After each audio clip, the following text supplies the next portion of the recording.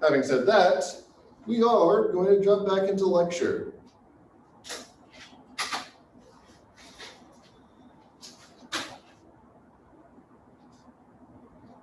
All right, so section 3.3. This is all about this idea of concavity. Concaved up, concave down. If our first derivative is increasing, then we say we're concaved up. If our first derivative is decreasing on an interval, then we're concave down.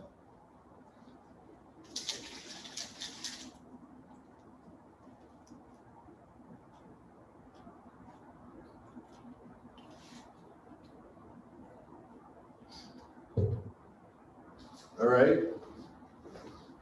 How do we know if our first derivative is increasing or decreasing? What do you all think?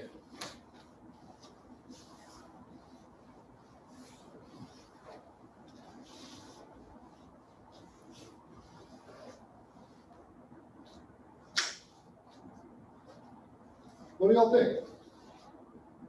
All right, let's say we have the function f of x is equal to x squared. We want to know if this thing is increasing or decreasing in general on an interval. Well, the first thing we're going to do, take the derivative, find the critical numbers, right? And use that to define the intervals we want to check things on. So take the derivative, f prime of x is equal to 2x. This gives us critical number x equal to 0.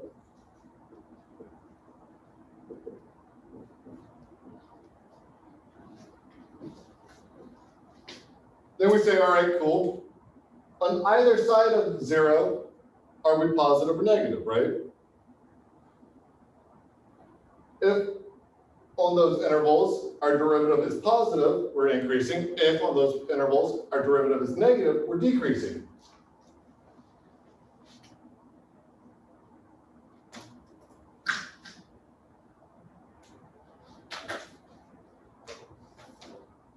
X is equal to 0. Let's choose -1, and let's choose 1.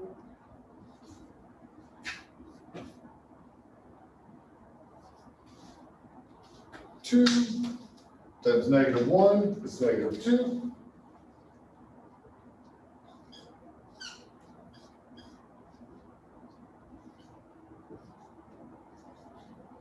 Two times 1 is 2. So we're positive. And in that first interval, we're decreasing. In that second interval, we're increasing. Okay. Now we want to determine if we're concave up or if we're concave down. And the only way we can do that is to determine what the behavior of the derivative is, right? On some particular interval.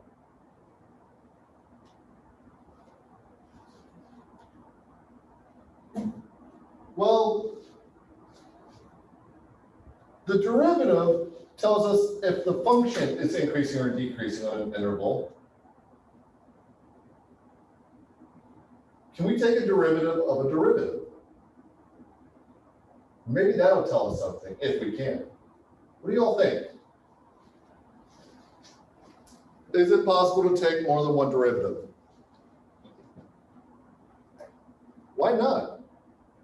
This derivative here,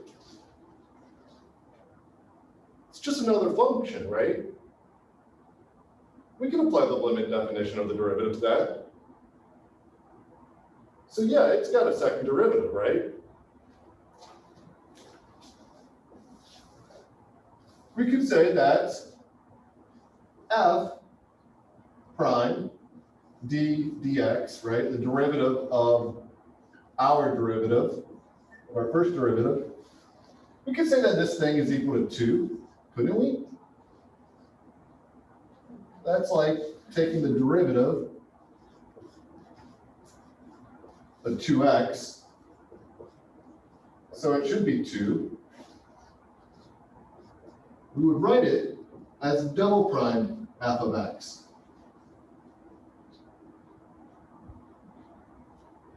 Well, 2 is always positive. So it doesn't matter what interval you check it on. The second derivative of x squared is always positive. So f double prime of x equal to 2 is always greater than 0 for all x values, right?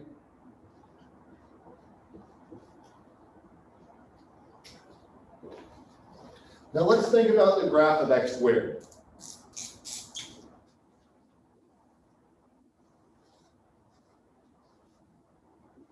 The graph of x squared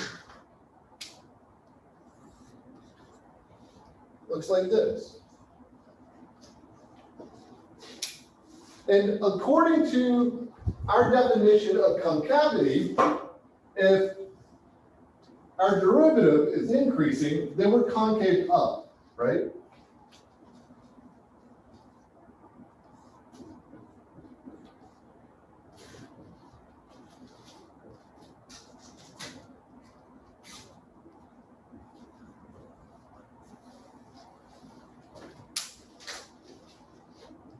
Check it out.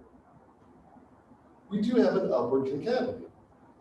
So what it means to be concave up and what it means to be concave down. Concave up, you form a bowl. Concave down, you're dumping your soup out. That's literally like what it looks like. You either have a bowl that's facing up and holding your soup, concave up, or you have a bowl that's facing down, dumping your soup out on the floor, making your dog happy but you angry. That's concave down. Now, just to kind of show a little bit more of what this concave up and concave down idea looks like, what we're saying is that here we have a negative slope. Here we have a little bit less negative. Here we have a little bit less negative. Here we have 0. Here we have positive, a little more positive, a little more positive, a little more positive, right? That's how this function behaves. The graph of our derivative, well, that thing looks like this. Whoa, drew it the wrong way, Matt. That thing looks like that, right? F prime of x.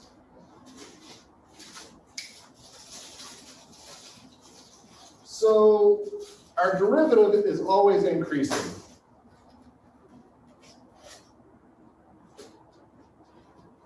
Which means we're going from decreasing to an increasing value.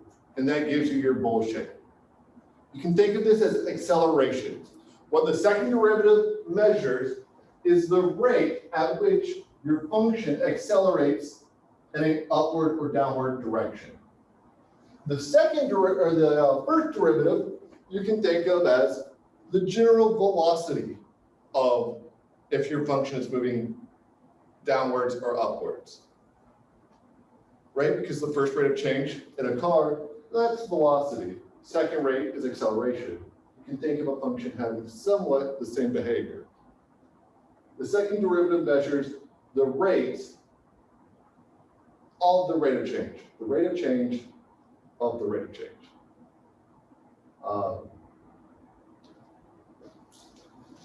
Having said that,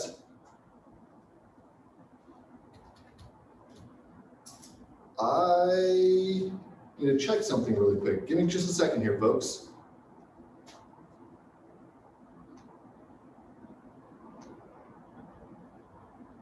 I can't remember if our book is organized in this way or if it's still up ahead. Give me, like I said, just a second here, folks.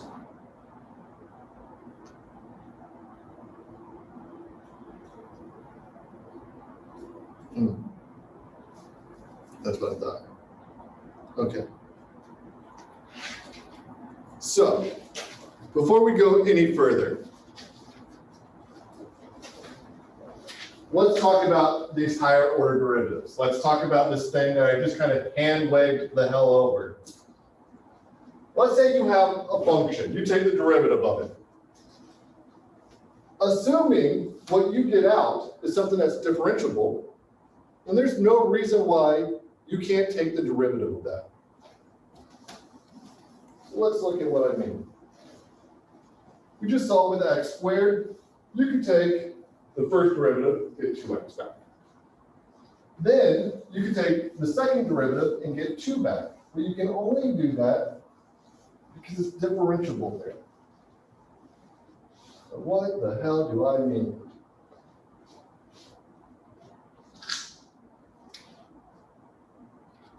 That was practically done. F of x is equal to x squared. Nice smooth function. We said the derivative of this thing is equal to 2x. Well, that's still a polynomial, so it's still nice smooth. Now, this thing, let's ignore the fact that it's the derivative of something for the moment. Let's say I give you another function. Say I gave you g of x. And I told you g of x was equal to 2x. I asked you to take the derivative of it. You'd look at it and be like, yeah, that's differentiable, I can do that. Well, the derivative of g of x is g prime of x. That thing's equal to 2. Okay. Well, if g of x is equal to the first derivative of f of x, then the first derivative of g of x is the second derivative of f of x, right? And we would write it as f double prime of x. This is equal to 2. And generally, we keep with this tally notion up until the third or fourth derivative. So because this is a pretty quick, straightforward section, generally we have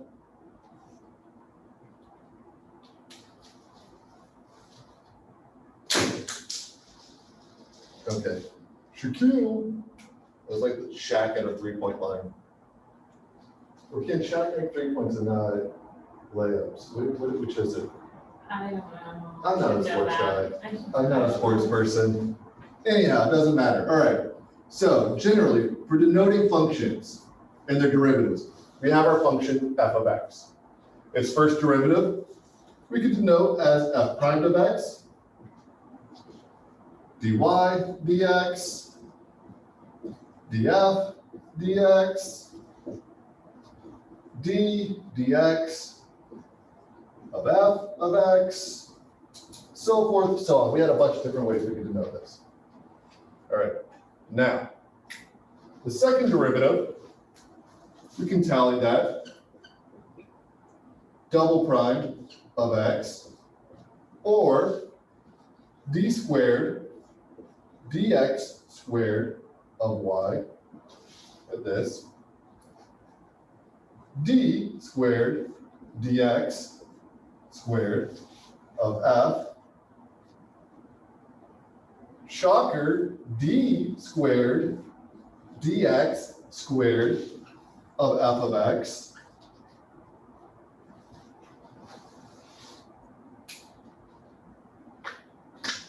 f prime, the third derivative follows the same general pattern. Now the fourth derivative is a matter of preference. You can either write it as f quadruple primed, but that gets messy, so a lot of people avoid using this notation. Or you could say f in parentheses 4.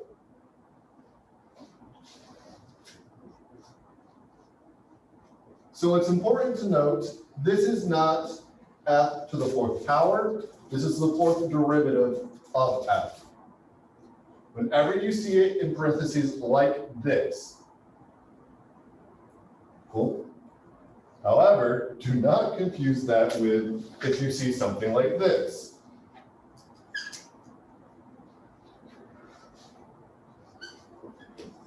Derivative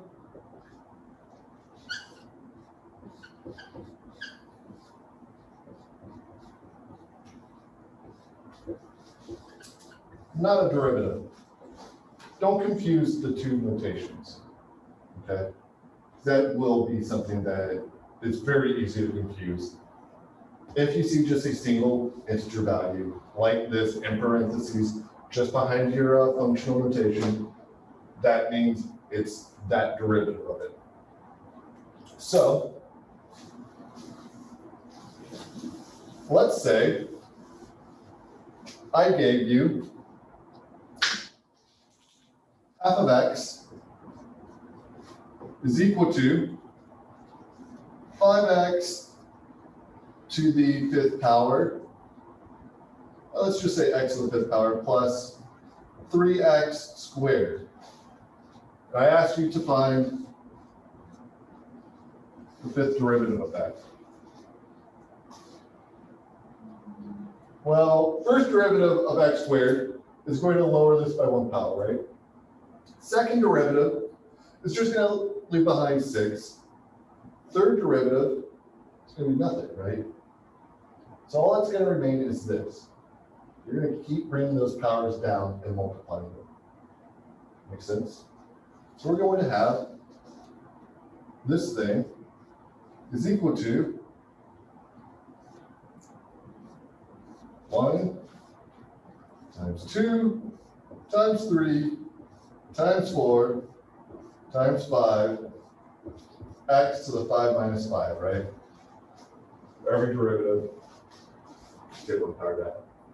So this is just going to be 1 times 2 times 3 times 4 times 5, which for some of y'all, you may recognize the notation I'm about to use, but we can represent this as a factorial and condense the notation just to say 5 factorial, which means take every number up to 5 and multiply it with itself, right? So 1 times 2 times 3 times 4 times 5, 5 factorial. So just to give you an idea of how we can look at some of these things, right? Now let's say we did have a 6 out front, or actually let's say 9.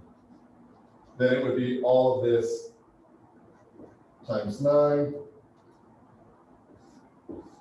times 9, right? Does that make sense what I mean? Folks at home, does this idea of the multiderivative make sense? Yeah. Awesome. I forgot in the notes, I kind of glossed over this because it is such a quick thing, I think, to go over. There's not a lot of guess and check, or I mean, not a lot of like explanation. It's just, you're doing the same thing over so long as you can apply the derivative. Here's the notation that it goes with, or that goes with it. All right. So, jumping back now into those slides.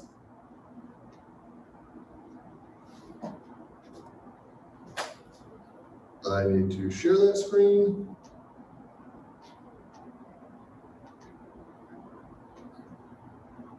Cool. So, really, we're just applying the second derivative to determine whether or not our function is concave up or concave down.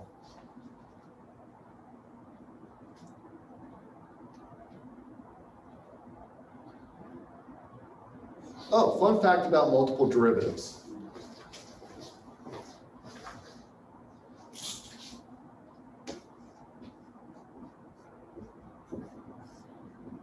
Let's say we have a distance function.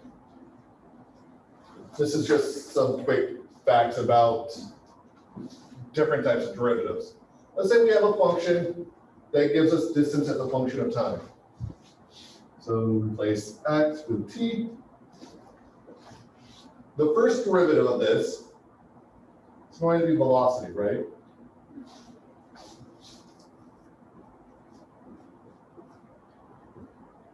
Sometimes that'll be replaced with f of t.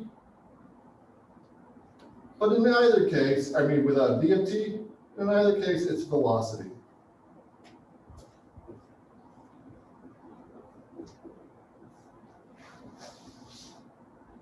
The second derivative of distance with respect to time, that thing is acceleration, sometimes rewritten as a of t.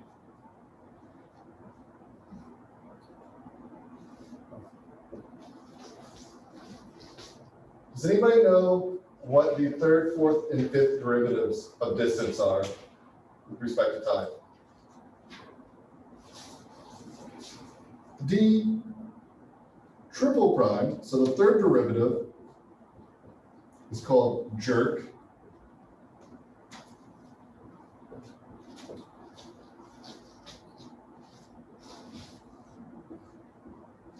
The fourth derivative is called snap.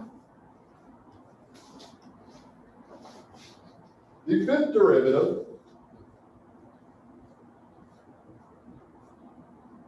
is called crackle.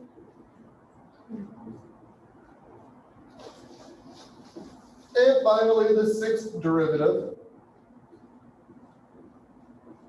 is called pop. Physicists came up with these names, not mathematicians. That's why they are so lame. Snap, crackle, pop are your fourth, fifth, and sixth derivatives of distance with respect to time. And jerk is the third derivative. So really, in this class, you're only going to have questions up to the second derivative. So if you're ever given a distance, it has to find the velocity and then the acceleration. This is what they're saying. Cool. I think the book also, instead of using D, uses S to denote the distance function.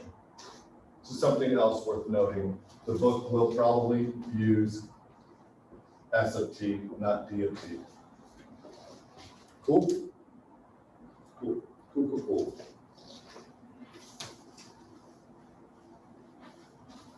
Another fun fact of physicists screwing up names.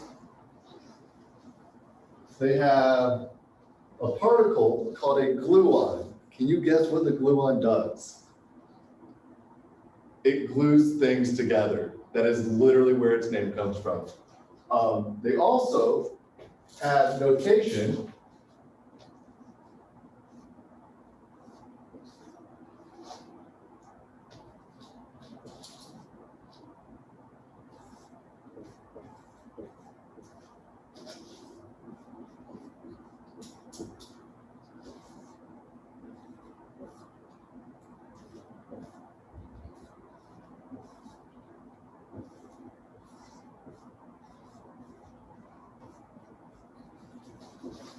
called Bragg and Kex, so when they're put together, they make a bracket. Physicists are really lame with their naming. And if anyone has ever heard of the Higgs particle and heard it called the God particle, the reason why it's called the God particle is because physicists were actually originally calling it the goddamn particle, but when a reporter came along and was like, yo, I want to print something about this, what should I call it? Physicists kept calling it the goddamn particle, and the journalist was like, I can't write goddamn in a paper. So they shortened it to God, and that is why the Higgs particle is now called the God particle. And the reason why they were calling it the goddamn particle is because it was so hard to find. Anyhow, fun facts aside, getting back to this class. Like I've said, concavity occurs whenever your first derivative is increasing. And we can think of this in an intuitive way as being that the rate at which your function is decreasing, right? So what I mean to say is this thing starts off with a very negative derivative, right? Very negative first derivative. But as you move along, that first derivative slowly becomes more and more positive. So the rate at which that derivative has to change must be positive.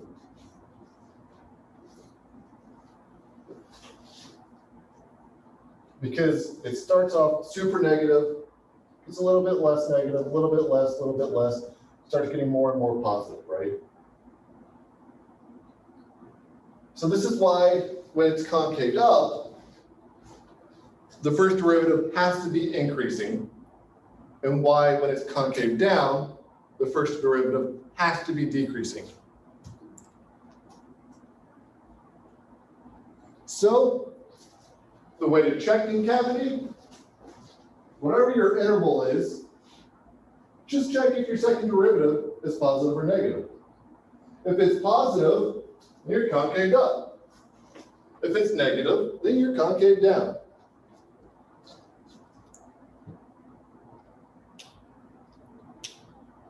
So the first thing we want to do is find when our second derivatives are 0 or undefined. Break up our interval according to that.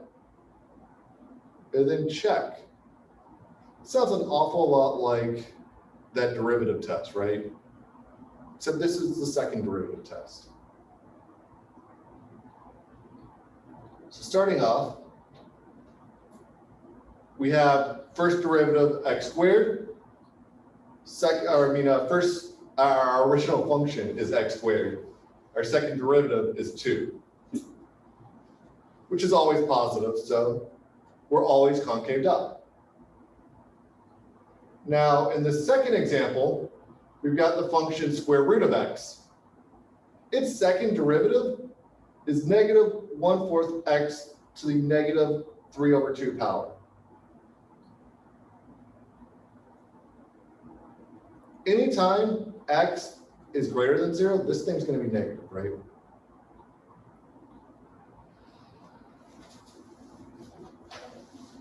And the function looks like this, which definitely looking at it, if that was a bowl, you'd be dumping out soup, right?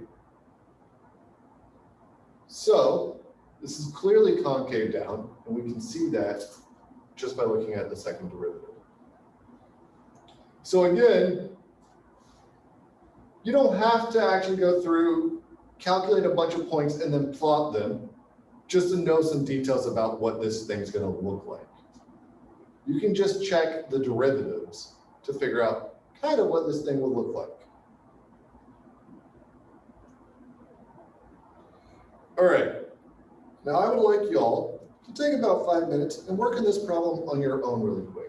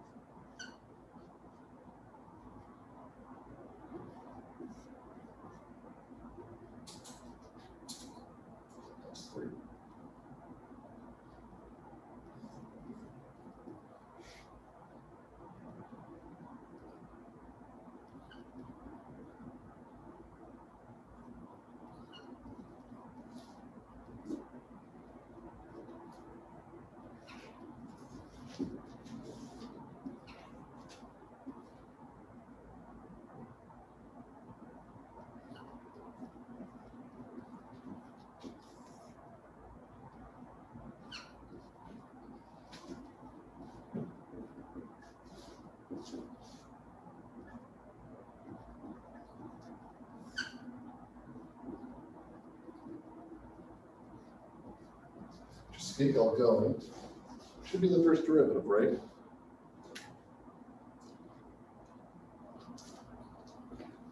Because we have low d high minus high d low divided by the square of what's below. So applying the quotient rule, the first derivative should come out to be negative 12x divided by x squared plus 3 squared.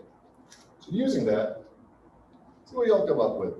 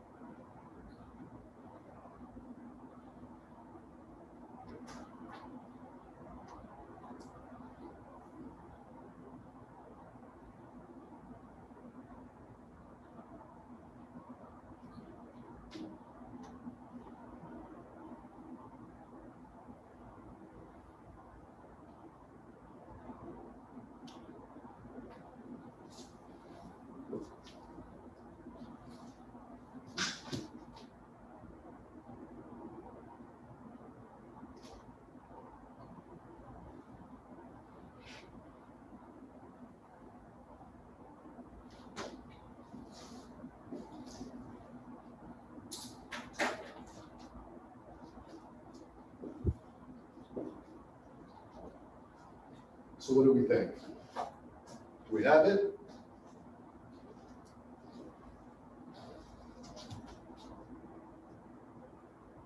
Let's jump to the next slide really quick. First, notice they found that first derivative in a slightly different way than what I did, right? I applied the quotient rule, they applied the chain rule. Either will work. Then to take the second derivative, they went ahead and applied the actual quotient rule, right? So after they've done that, they've simplified the second derivative all the way down to 36 times the quantity x squared minus 1 divided by x squared plus 3 cubed. I know I hate it too. It's ugly. That's a math problem only a mother could love. Dude, I am killing it up here. I don't even care. I'm hysterical.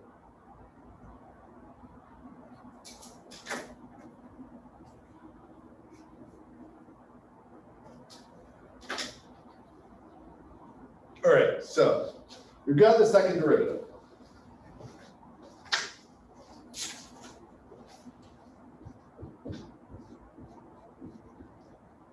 It is 36 x squared minus 1 divided by x squared plus 3, that quantity cubed. When is this thing equal to 0 and when is it undefined?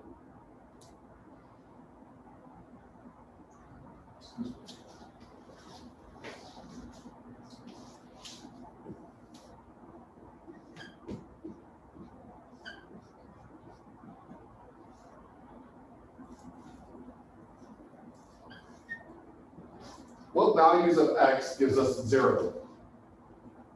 What about 1? 1? Because if you plug in 1 up top, Yep. You're right. it'd be 0. What else? -1, right?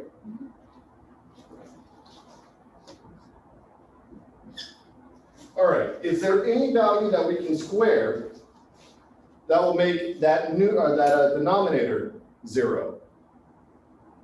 No, because the only thing that what we would want is for x squared to be equal to -3, right? And there's no number we can square that will give us a negative value back, other than imaginary numbers, which we're not considering here. So the region we need to check then, well, first, so we have our intervals broken up, right? Or we have our values that we need to check around is what I'm trying to say. At x equal to 1, or at x equal to -1, and x equal to 1. So the intervals we need to check then would be -infinity to -1, -1 to 1, and 1 to infinity.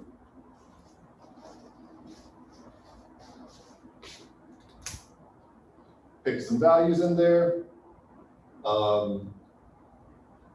None are really particularly great. So let's go ahead and go with x equal to -2, x equal to 0, and x equal to 2.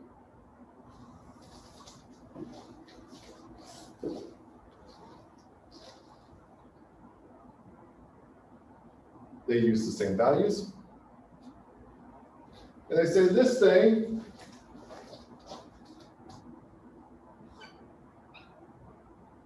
f at -2, it's greater than 0. F at 0, or I mean f double prime at 0, it's less than 0. And f double prime at 2 is greater than 0. So we have up, down, up.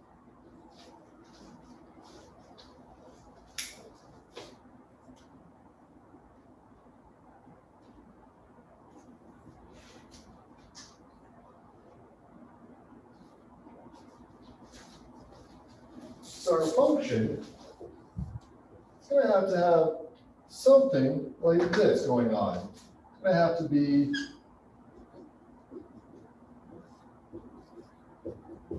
concave down through here, concave up on either side. So let's go back to our original function really quick. Original function was 6 divided by x squared plus 3. Well, this thing's going to be continuous always, right? And if we put in -1 here,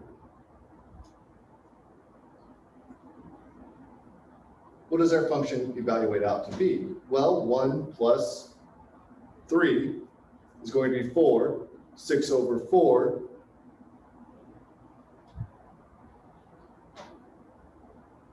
6 over 4 is just 3/2, right? So somewhere up here, around 3/2,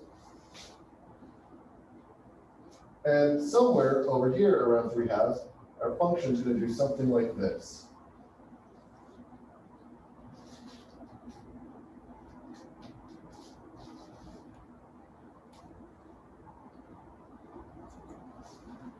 Agreed? So let's check out our function.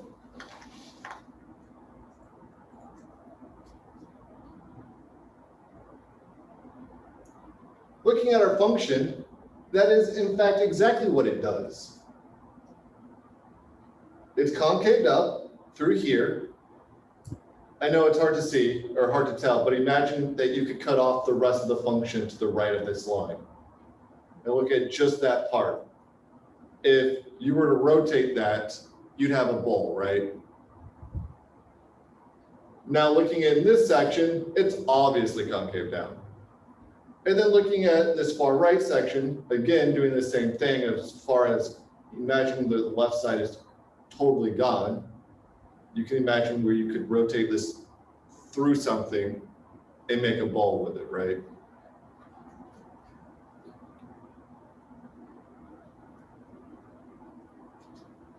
So again, just knowing the second derivatives now, we want to sketch out kind of what this function is going to look like.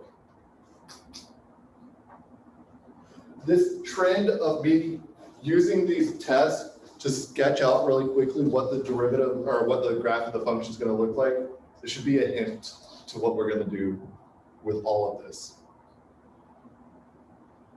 Or where we're going, I should say. Okay, so just some more quick examples. We have this point where we go from being concaved up to concave down. This is called a point of inflection. Again, concave down to concave up, another point of inflection, concave up to concave down, another point of inflection. A point of inflection is just where you change concavity. That's all it is.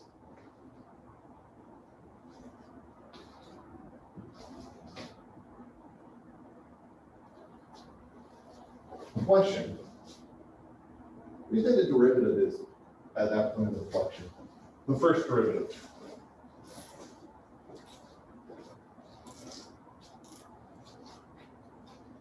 Is our function always increasing through there? Yeah, right? Our function is always moving up as we move to the right. So our first derivative should always be 0 or greater, right? That point should have a derivative of 0. Notice it's not a max or a min, but it is an inflection point. This is one of the other things that can happen with your critical numbers. If they're not max or mins, they may be points of inflection. May.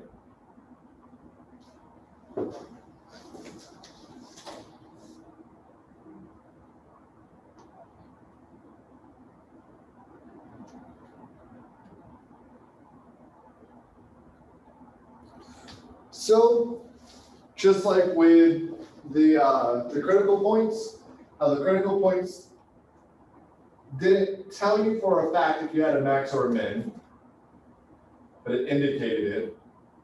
You have similar things happening with inflection points. If you have an inflection point, it will have a second derivative of 0 or undefined.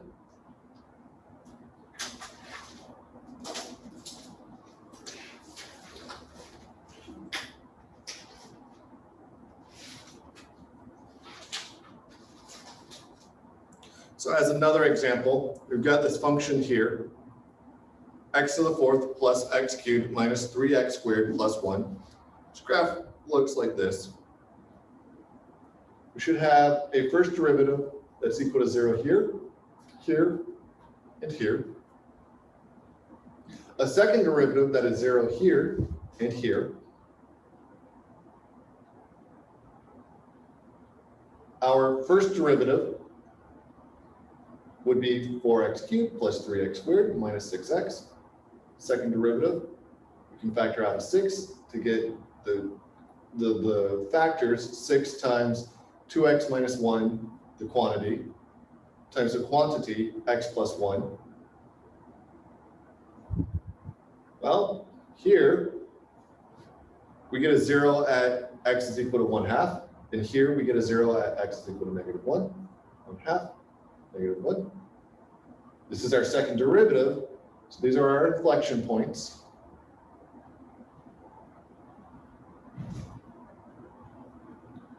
And we can check using our second derivative test whether we're concave up or concave down.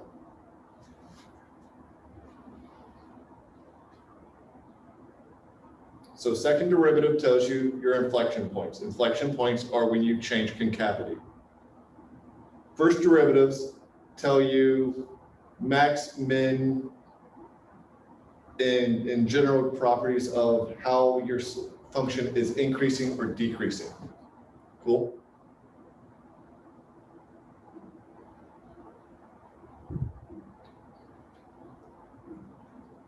Come on, change to the next slide. There you go. All right, so here we have a point of inflection where the second derivative is 0. Here we have the second derivative is 0, but it's not a point of inflection. And this is the thing that I wanted to emphasize about the comparison between max and mins and inflections, right? Critical numbers from your first derivative correspond to when your function changes directionality, right? But in doing so, it also hints at where you're going to have maxes and mins. But not every critical number will be a max or a min. Similarly, the second derivative, zeros of it hints at general behaviors of how your function is increasing or decreasing, how that behavior changes. And in that way, it hints at inflection points, but it doesn't always correspond to an inflection point. So every inflection point corresponds to a second derivative equal to 0, but not every second derivative equal to 0 corresponds to an inflection point. Just like what happens with critical numbers and relative extremes. Does this make sense to everybody? Folks at home, does this make sense?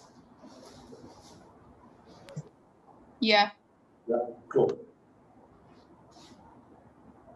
So this brings us to what's called the second derivative test. Let's say we have a critical number, C. If the second derivative is positive on an interval that contains C, then we have a relative min. If the second derivative is negative on an interval that contains C, we have a relative max. Now, why is this happening? This is happening because if your second derivative is positive, you're going from a negative slope and slowly moving up, right? You're slowly changing direction in a positive way. If, however, you have negative slope, or a negative second derivative, you're going up and slowly changing your direction into a negative direction. Does that make sense what I mean? Folks at home, does that make sense? Yep. Cool, cool, cool, cool. And if your second derivative is 0, it's a fail case for the second derivative test. So you're gonna have to fall back onto your first derivative test.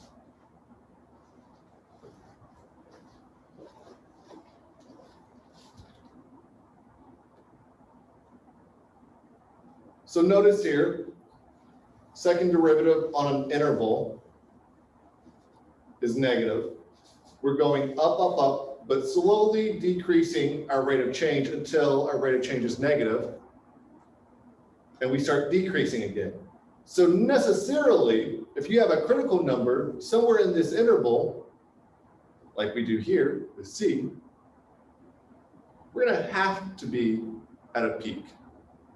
Similarly, in the case when we're concaved up, we have a negative slope, but it slowly increases until it starts to become positive. So we must be in a valley, and any critical number in this interval must correspond to a relative min.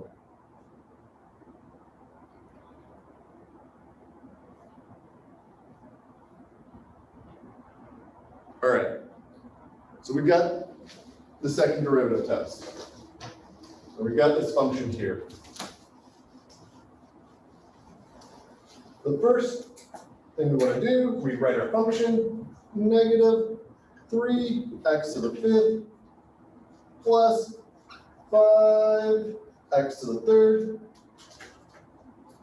First derivative of this thing is going to be negative 15 x to the fourth plus 15 x squared.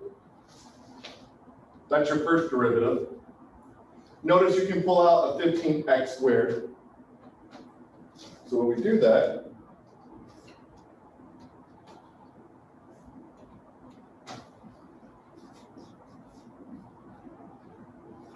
we're going to have negative x squared plus 1.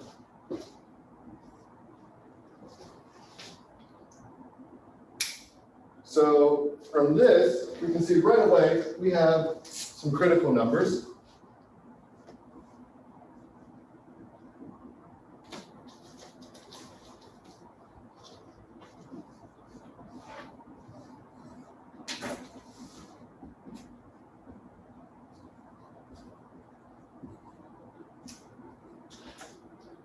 Our first one that jumps out at us should be x equal to 0.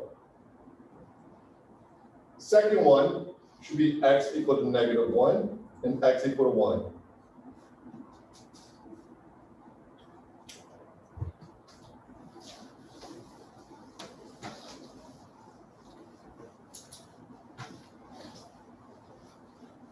Chugging along. Now we're going to take the second derivative.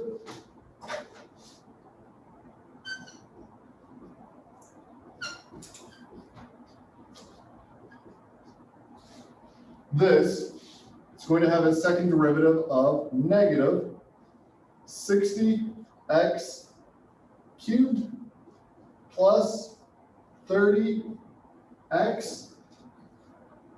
Everybody agree?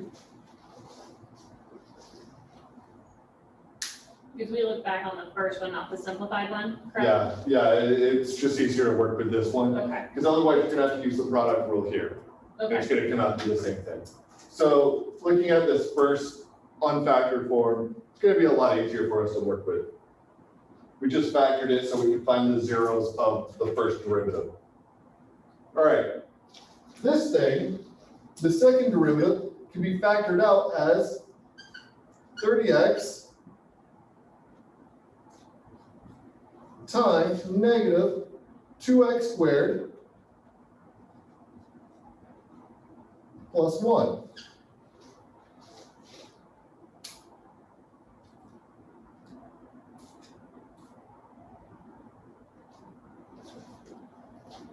This thing is going to have second derivative equal to 0 at, right away here we see x equal to 0. and this is our critical numbers, right? This is our possible inflection points. Yeah. Our second derivative set equal to 0.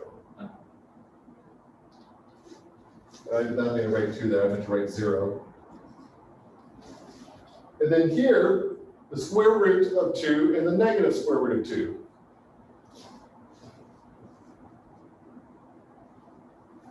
My mistake. Square root of 1/2 and the negative square root of 1/2.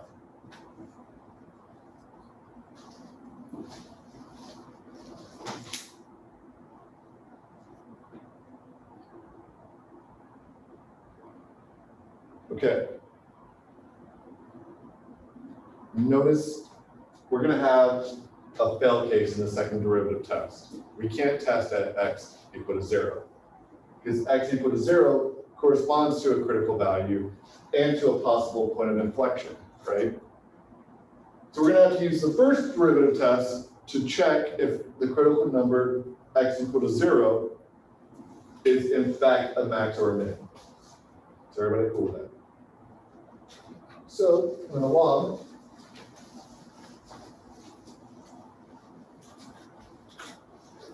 we're going to have two different tables.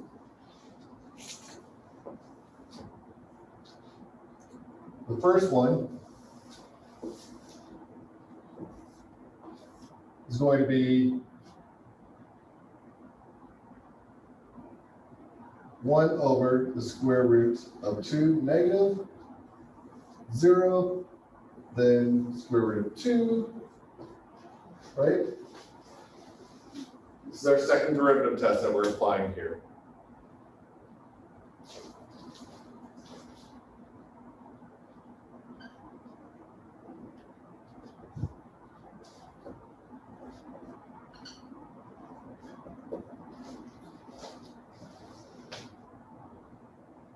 There was a lot of unnecessary punctuation in that.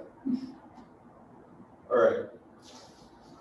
Our interval here is going to be 0 to negative 1 over square root of 2, negative 1 over square root of 2, my mistake, infinity, negative infinity to negative square root of 1 over 2, then negative square root of 1 over 2 to 0, 0 to 1 over the square root of 2, and 1 over the square root of 2 to infinity.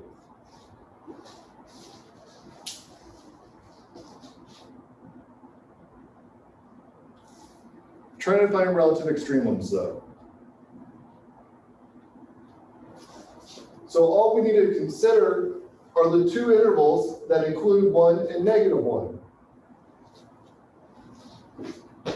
That's the last two, isn't it?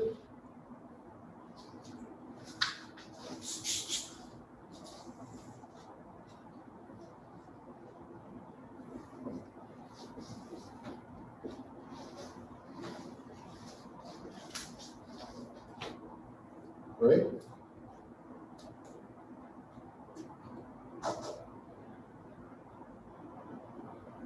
Now we just need to test a value in those two different intervals.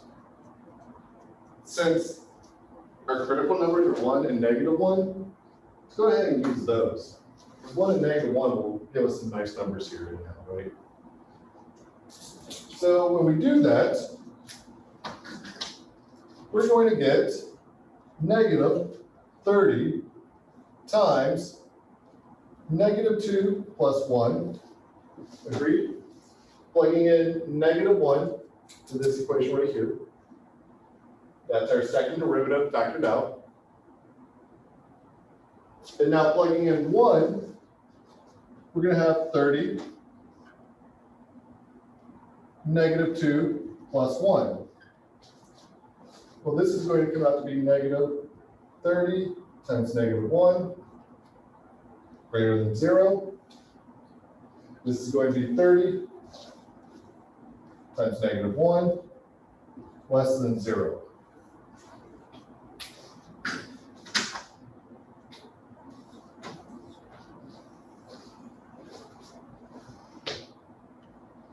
Are we concave up, concave down?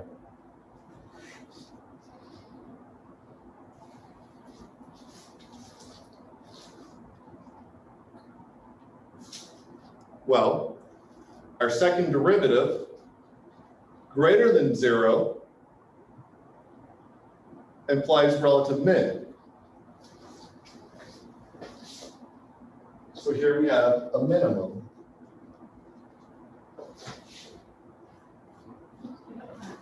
Exactly.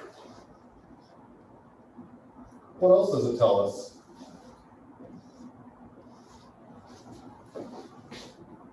Tells us that in this interval, we're concave up, and in this interval, we're concave down. Right?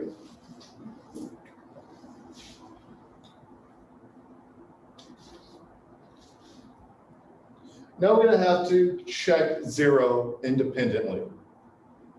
We're going to have to go back to the first derivative test for that. Since the second derivative test fails at 0, we go back to the first derivative test to determine whether or not it's a max or a min. It's not. It's a point of inflection.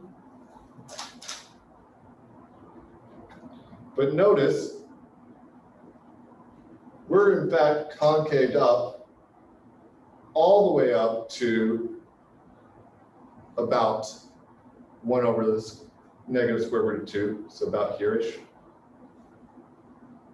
right? And we're concave down till about here-ish, which corresponds with exactly what we found. Because we've left out these two other concavities, right? Up here, up there, and then we have point of inflection, point of inflection, point of inflection.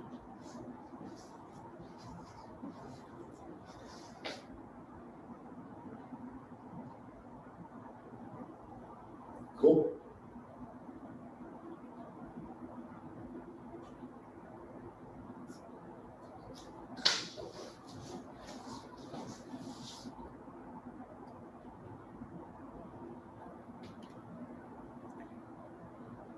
So this brings us to some new definitions, the idea of diminishing returns. The point of diminishing returns is a point of inflection. It's where you go from being constantly increasing to your returns start decreasing in their rate of change. Makes sense what I mean? So since we're concaved up, our rate of change is beneficial to us. But the moment that slows down, we need to start paying more attention is what we're getting at when we start talking about point of diminishing returns. It's just a point of inflection where what we put in starts slowly decreasing in the amount that it puts out. So there is another slide. I can't see the slide number on my screen. Slide 60, that would be another good problem for y'all to look at. Having said that, we just hit the end of this section. So I will let y'all take another quick 10-minute break. I'm going to pull up those slides for the next section of class.